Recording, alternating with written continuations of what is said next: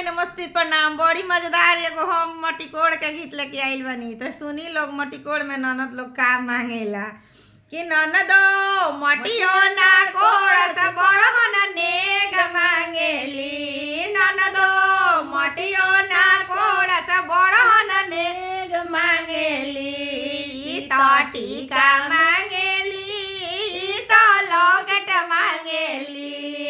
तो टीका मांगेली तो लॉकेट मांगेली।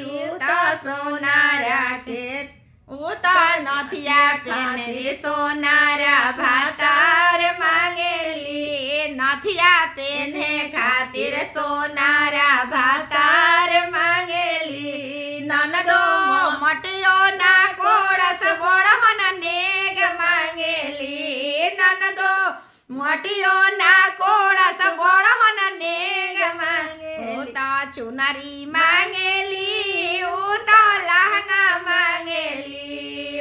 तो चुनरी मांगे